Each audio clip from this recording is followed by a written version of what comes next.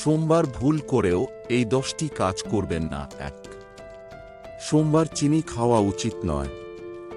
2, ভগবান শিবকে হলুদ মিষ্টি নিবেদন করা উচিত নয়। 3, ভগবান শিবকে কখনই কালো ফুল নিবেদন করা উচিত নয়।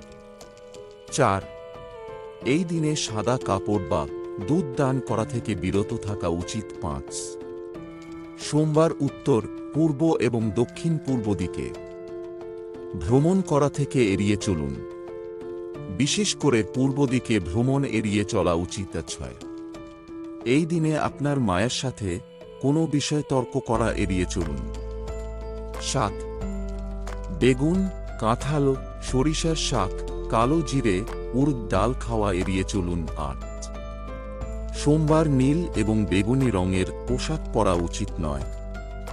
9, সোমবার কারো সাথে তর্ক করা এড়িয়ে চলুন।